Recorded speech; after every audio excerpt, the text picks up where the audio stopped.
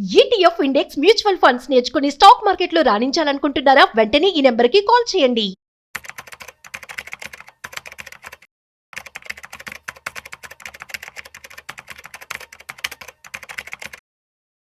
నమస్తే సుందరం రెడ్డి గారు. నమస్తే sir. So first and foremost advance happy Ugadi thank you sir. మీకు, మన ప్రేక్షకులందరికీ కూడా. స్పెషల్లీ ఇది చాలా ఎక్సైటింగ్ టైం, ఎందుకంటే అంత పెద్ద ఫాల్ వచ్చిన తర్వాత ఒక మంచి రైజ్, దాదాపు 7 to 8% అంటూ ఆ లోస్ నుంచి పెరగడం జరిగింది. కానీ ఇప్పుడు అందరు ఎక్కువ మట్టుకు ఏ మ్యూచువల్ ఫండ్లో ఎక్కువ ఆల్ఫా ఇవ్వబోతుంది, ఎందులో బీటా ఉండబోతుంది అంటున్నారు. అసలు మన లేమ్యాన్, యాజ్ అ లేమ్యాన్గా బాగా కష్టపడి వాళ్ళ వర్క్లో బిజీగా ఉండే వాళ్ళందరికీ కూడా ఈ టర్మినాలజీస్ అనేది something like Greek and Latin. So దీన్ని కాస్తంత మా ప్రేక్షకుల కోసం ఎక్స్ప్లెయిన్ చేయండి. డెఫినెట్గా sir. And wish happy advance Ugadi అండి. Thank అండ్ you so ప్రేక్షకులు much. కూడా. బేసికల్గా అల్ఫా అనే పదం జనరల్గా మనం ఎక్కడ వాడతాం అంటే ఎక్సెస్ రిటర్న్స్ వస్తే వాటిని మనం అల్ఫా అంటాం. Okay, excess returns significantly hire. Higher. ఇప్పుడు Okay. హయ్యర్ అంటే ఎంత? హయ్యర్ అంటే ఎంత? చాలా మంది అనుకుంటారు ఇండెక్స్ కంటే ఎక్కువ రిటర్న్స్ వస్తే మనం దాన్ని ఎక్స్ట్రా వచ్చినాయి కాబట్టి దాన్ని అల్ఫా అంటారు. Yes. లేదు, అట్లా కాదు ఎగ్జాక్ట్లీ. ఓకే. అల్ఫా అంటే ఏంటంటే ఎక్సెస్ రిటర్న్స్ మాట నిజం, బట్ ఎంత వస్తే ఎక్సెస్ అంటే ఒరిజినల్ గా రిస్క్ రిటర్న్స్ ఎంతో మనకు ఐడియా ఉండాలి. బ్యాంక్ ఇంట్రెస్ట్ రేట్స్ ని మనం రిస్క్ ఫ్రీ అంటాం. సో ఇప్పుడు బ్యాంక్ లో మనం పెడితే మనకి యావరేజ్ మీద 5 to 6% వస్తుంది. కాబట్టి మనం 5% ని రిస్క్ ఫ్రీ రిటర్న్స్ అనాలి. అంటే మినిమం ఏ ఇండెక్స్ అయినా మినిమం 6% దాకా వస్తే మన రిస్క్ రిటర్న్స్ దాన్ని పక్కన పెట్టుకోవాలి. ఇప్పుడు నెక్స్ట్ ఎక్స్పెక్టేషన్ ఎంత, ఈ ఫండ్ మీద నీ ఎక్స్పెక్టేషన్ ఎంత? ఫర్ ఎగ్జాంపుల్ నా ఎక్స్పెక్టేషన్ ఒక 5% లేదా 7% అలా అనుకున్నాను అనుకోండి, 7%. అప్పుడు 5 ఈ బ్యాంకు ఇచ్చే వడ్డీ రేటు రిస్క్ ఫ్రీతో ఇచ్చేది ఒక 5 అనుకోండి. నా ఎక్స్పెక్టేషన్ ఒక 7 అనుకోండి మ్యూచువల్ ఫండ్స్ మీద. సో 7 + 5 = 12%. అంటే మినిమం దీని నుంచి నా ఎక్స్పెక్టేషన్ ఎంత? 12%. అండ్ ఇక్కడ బీటా లైన్ లోకి వస్తుంది. బీటా అంటే ఎంత రిస్క్ తీసుకుంటుంది ఫండ్ ఈ అమౌంట్ జనరేట్ చేయడం కోసం, ఇదన్నమాట. కాబట్టి మనం risk free returns plus beta into మన ఎక్స్పెక్టేషన్ ఎంత అనేది అనమాట. మొత్తం కలిపితే మనకి దాని మీద వచ్చేది అల్ఫా అంటనమాట. సో ఒక ఇండెక్స్ 12% వచ్చింది అనుకోండి, ఇండెక్స్ లాంటి బీటా తోటి అతను 12% జనరేట్ చేశారనుకోండి, అందులో అల్ఫా ఏం లేదు ఇంకా. ఎందుకంటే ఇండెక్స్ ఎంత ఇచ్చారో మీరు కూడా అంతే ఇచ్చారు కాబట్టి. కానీ ఇండెక్స్ తో పోల్చుకుంటే ఎక్సెస్ రిటర్న్స్ ఇచ్చారనుకోండి, ఆ ఎక్సెస్ ఎంత అంటే నా ఎక్స్పెక్టేషన్ దాటి ఎక్స్ట్రా వస్తే వాటిని మనం అల్ఫా అనొచ్చు అనమాట. అల్ఫా అంటారు. కాబట్టి మీరు ఏదన్నా అల్ఫా గురించి మాట్లాడేటప్పుడు ఖచ్చితంగా మీకు రిస్క్ ఫ్రీ రిటర్న్స్ ఎంతో ఐడియా ఉండాలి. రెండోది ఇండెక్స్ కి బీటా 1 అనుకున్నారనుకోండి, ఈ మ్యూచువల్ ఫండ్ వాళ్ళు ఎంత రిస్క్ తీసుకుంటున్నారో తెలిసి ఉండాలి. వాళ్ళు కనుక ఎక్కువ రిస్క్ తీసుకుంటున్నారనుకోండి, మనం ఎక్కువ రిటర్న్స్ ఎక్స్పెక్ట్ చేయొచ్చు. అందుకని ఒక్కోసారి 19% వచ్చినా, ఎక్కువ రిస్క్ తీసుకుని 19% వస్తున్నా, తక్కువ రిస్క్ తోటి 15% వస్తుంటే 15% తీసుకెళ్ళిపోవడం బెటర్ మనం. అందుకని రిటర్న్స్ ఒక్కటే ముఖ్యం కాదు, ఫండ్ మేనేజర్స్ ఎంత రిస్క్ తీసుకుంటే ఈ రిటర్న్స్ జనరేట్ చేశారు అనేది ఇంపార్టెంట్. అందుకని మనం అల్ఫా గురించి మాట్లాడుతున్నప్పుడు ఖచ్చితంగా బీటా గురించి మాట్లాడాలా. బీటా గురించి మాట్లాడుతున్నప్పుడు ఖచ్చితంగా రిస్క్ రిటర్న్స్ గురించి మాట్లాడాలా.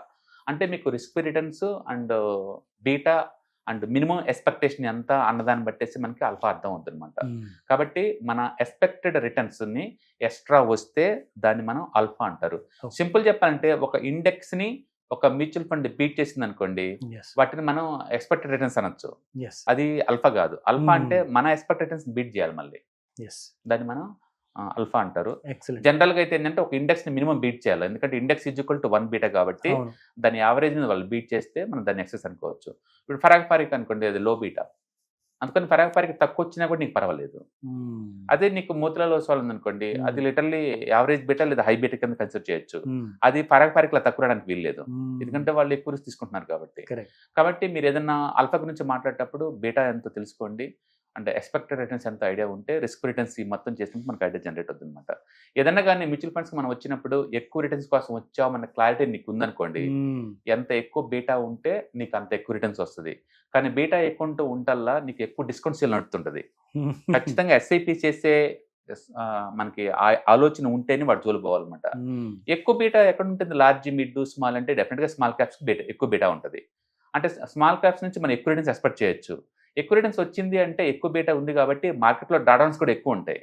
డాడౌన్స్ ఎక్కువ కాబట్టి నువ్వు ఎస్ఐపీలు ఎక్కువ యాడ్ చేస్తూ ఉండాలి. అంటే లార్జ్ క్యాప్ వాళ్ళు కన్సిస్టెన్సీగా ఎవ్రీ మంత్ 5,000 పెట్టుకొని పోతున్నారు అనుకోండి, స్మాల్ క్యాప్ వాళ్ళు ఎవ్రీ మంత్ 5తో పాటు పడ్డప్పుడల్లా ఎక్కువ అమౌంట్ కేటాయించేలాగా ఉంటేనే మీకు దాంట్లో అల్ఫా జనరేట్ అవుతుంది. సో ఇక్కడ చూసింది ఏంటంటే higher the risk even higher the rewards. ఉండొచ్చు ఉండకపోవచ్చు, exactly. బట్ ఉంటే బెస్ట్, అది దాని ఆల్ఫా అంటే. కరెక్ట్, దాన్ని. సో ఇందులో ముఖ్యంగా చెప్పుకోవాలి అంటే ఇందాక అన్నారు లైక్ లార్జ్ క్యాప్స్ లో మనము జనరల్ గా 5,000 రూపీస్ ఒక స్టాండర్డ్ అమౌంట్ లాగా పెట్టుకుంటే వెళ్తే అది సరిపోతుంది, because returns are also standard. కానీ ఒక ఎక్స్ట్రా ఆర్డినరీ లాంటి రిటర్న్స్ రావాలి, పవర్ ఆఫ్ కంపౌండింగ్ మీకు ఇంకా తక్కువ సమయంలోనే కనపడే ఛాన్సెస్ ఎక్కువ ఉంటాయంటే like small cap or mid cap పడిపోయినప్పుడు మీ నార్మల్ సిప్పే కాకుండా ఎక్స్ట్రాగా మీరు ఇన్వెస్ట్మెంట్ చేస్తూ రావాలి. సో దీన్ని మనము ఎలా తీసుకోవాలంటారు? లైక్ ఇప్పుడు ఒక 5,000 రూపీస్ స్మాల్ క్యాప్ లో పెడుతున్నారు, సడన్ గా క్రాష్ అయింది, ఒక మంచి కరెక్షన్ వచ్చింది, ఆ ఆపర్చునిటీస్ లో ఇదే సేమ్ 5,000 ఇంకొకటి ఎక్స్ట్రా అమౌంట్ పెడితే సరిపోతుందంటారా, లేదంటే 10,000 or 20,000 కూడా పెట్టమంటారా? మీరు అంటే ఇంకొక ఎస్ఐపి పెట్టేలాగుంటే ఇన్కమ్ ఉంటే పర్వాలేదు, లేదంటే మీకు లంసమ్ అమౌంట్ లేదా వేరే డెట్ ఫండ్స్ లో అమౌంట్ ఉందనుకోండి, దాన్ని క్రాక్ చేసి ఆ టైంలో కొంచెం యాడ్ చేసుకోవచ్చు. అయితే ఎంత పడితే కొనొచ్చు అంటే మార్కెట్ ప్రెడిక్షన్ మనం ఏం చేయలేము, ఎంత దూరం పడుతున్నది. జనరలైజ్ గా every year average follow circle 10 to 15% దాకా ఉంటుంది. కాబట్టి మనం 2 times బల్క్ అమౌంట్ లోడ్ చేయాల్సి ఉంటుంది స్మాల్ అండ్ మిడ్ క్యాప్ లో అయితే. అండ్ ఎక్స్ట్రీమ్ కండిషన్ లో 30 to 40% కూడా పడుతుంది. ఆ పడ్డప్పుడు మాత్రం దగ్గరకు ఒకసారి ఉంటుంది అలాంటి కండిషన్స్. ఆ టైంలో మాత్రం ఎవ్రీ 5% చొప్పున మీరు లోడ్ చేస్తారు కదా, ఇప్పుడు లోడ్ చేసి అనుకున్నాను నా మామూలు ఎస్ఐపి 5 అనుకుందాం, ఫస్ట్ టైం 5% డ్రాప్ అయింది, నేను ఆ మంత్ 10,000 లోడ్ చేస్తాను. 15% డౌన్ అయింది, 20,000 లోడ్ చేస్తాను ఆ మంత్. 30% డౌన్ అయింది, ఆ మంత్ లో నేను 40,000 లోడ్ చేస్తాను. దానివల్ల ఏంటంటే 40,000 దగ్గర ఎక్కువ యూనిట్లు గ్యాదర్ చేయొచ్చు నువ్వు. కరెక్ట్, యూనిట్స్ ఎక్కువ ఉంటే తర్వాత మార్కెట్ రికవరీలో ఉన్నప్పుడు మనం చేసిన పని వల్ల ఆ బెనిఫిట్ ఏదో మీకు అర్థం అవుతుంది అనమాట. సో కాబట్టి తక్కువ రేటు ఉన్నప్పుడు యూనిట్స్ ఎప్పుడు ఎంత ఎక్కువ గ్యాదర్ చేస్తే అలాంటి ప్లానింగ్ అన్ని సూపర్గా ఉంటాయి. So that's very important. ఈ విషయాన్ని ఏంటంటే బ్యాలెన్సింగ్ చేసుకుంటూ వెళ్ళాలి. సమ్ టైమ్స్ ఇప్పుడు మీరు అన్నట్టుగా లైక్ ఒక కరెక్షన్ బాగా స్టార్ట్ అయింది అనుకోండి, లైక్ 5% పడింది కొన్నాము, 10% పడింది కొన్నాము. సో అలా ప్రతి ఫాల్ లో ఆ జస్టిఫికేషన్ తీసుకొని మరి ఆ ఫండ్ మేనేజర్ మ్యూచువల్ ఫండ్ ని మేనేజ్ చేస్తూ ఉంటారు. మనం ఏంటంటే మన వైపు నుంచి ఆ పెట్టుబడి అనేది మనము డెడికేటెడ్ గా పెడుతూ ఉండాలి. సో అప్పుడు మనకు చూసుకుంటే ఒక లాంటి kind of solid kind of మనకు రాబడి అనేది కనిపిస్తుంది. ఇఫ్ పాసిబుల్ ఒక 20 years అనుకున్నాం అనుకోండి, అది 15 years లోనే వచ్చే అవకాశం ఎక్కువగా ఉంటుంది. సో ఇది కాస్తంత రిస్కీ ఫ్యాక్టర్, బట్ ఎస్ ఎక్కువ ఆల్ఫా కావాలి అనే ఆలోచన ఉన్న వాళ్ళు మాత్రం ఈ రిస్క్ తీసుకోవడం తప్పదు. అందుకని ఎవరైనా సరే 2-3 అసెట్ క్లాసులు మెయింటైన్ చేస్తున్నారు అనుకోండి, ఈ సైక్లికల్ నేచర్ ఉన్న ఈ అసెట్స్ ని మనం ఎన్కాష్ చేసుకోవచ్చు. ఎందుకంటే ఒకసారి స్మాల్ క్యాప్ మిడ్ క్యాప్ పట్టడం స్టార్ట్ అయింది అనుకోండి, అది యూజువల్ గా 5 to 1 year దాకా ఉంటుంది, 5 months నుంచి 1 year దాకా ఉంటుంది ఆ డ్రాడౌన్స్ అనేది. ఈ టైంలో మనం అడిషనల్ అమౌంట్ పెట్టాలంటే మనకి ఇంకేదన్నా అసెట్లు కూడా ఉండాలి. సపోజ్ ఇంతకుముందు గోల్డ్ లో పెట్టాను, ఇంతకుముందు నేను డెట్స్ లో పెట్టాను, అవి బాగా వచ్చి ఉంటాయి అమౌంట్ ఇప్పటికి. ఇప్పుడు ఇందులో డిస్కౌంట్ సేల్ నడుస్తుంది కాబట్టి ఆ అసెట్ లో నుంచి కొంత దీనికి డైవర్సిఫికేషన్ చేస్తాను. అలాగే ఇది పీక్ లెవెల్కి వచ్చింది అనుకోండి, ఇందులో అమౌంట్ తీసుకెళ్ళి దాంట్లో పెట్టుకుంటూ పోతాను. ఇట్లా సైక్లికల్ నేచర్ ఉన్న ఈ అసెట్ క్లాస్ తోటి మనం గేమ్ ప్లే చేసుకోవచ్చు.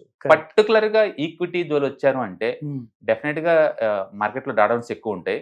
అందులో ఈ స్మాల్ మిడ్ క్యాప్ కి డ్రాడౌన్స్ ఇంకా చాలా ఎక్కువ ఉంటాయి, హై బీటా నేచర్. కాబట్టి ఇలాంటి స్ట్రాటజీ వర్క్ చేయడం వల్ల ఏంటంటే మనకి తక్కువ రేట్ దగ్గర ఎక్కువ యూనిట్లు కావాలంటే ఎవ్రీ 3 years ఒకసారి మార్కెట్ ఆల్ టైమ్ హైకి వెళ్ళినప్పుడు కొంత అమౌంట్ తీసి మళ్ళీ వేరే అసెట్లు పెట్టుకోవచ్చు, పాత అసెట్లో పెట్టుకోవచ్చు. Thank you very much sir, great information. Hi, stock మార్కెట్లో వాలటిలిటీకి దూరంగా ఉంటున్నారా? పోర్ట్ఫోలియోస్ అన్ని కూడా రెడ్లో ఉండి బ్లీడ్ అవుతున్నాయా? అంటే స్టాక్ మార్కెట్లో ఉండి సస్టైనబిలిటీ ఉన్న బిజినెస్ మోడల్ లాగా, లేదా స్టాక్ మార్కెట్ లాంగ్ టర్మ్లో మంచి వెల్త్ క్రియేట్ చేసుకునేలాగా ప్లానింగ్స్ ఏమైనా ఉన్నాయా? అయితే అలాంటి వాళ్ళ కోసం ఈ ప్రోగ్రామ్ అండి. ETFs, index funds and mutual funds. మా స్టాక్ మార్కెట్లో ఉండి కూడా సెక్యూర్ వేలో మనీ మేక్ చేసుకునే పద్ధతి ఏదైనా ఉందంటే రిటైలర్స్ కి ఈ 3 అనమాట. దీంట్లో కాంప్రహెన్సివ్ గా మీకు ట్రైనింగ్ అండ్ గైడెన్స్ జరుగుతుంది. అండ్ వీకెండ్స్ లో జరిగే ఈ ప్రోగ్రామ్ లో అటెండ్ అవడం ద్వారా ETFs, index funds and mutual funds లో మీ నాలెడ్జ్ పెంచుకోండి. మీ పోర్ట్ఫోలియో మీరే మెయింటైన్ చేయడం ద్వారా ఇయర్లీ యావరేజ్ మీద 20 to 30% మనీ మేక్ చేసుకోండి. All the best. Thank you.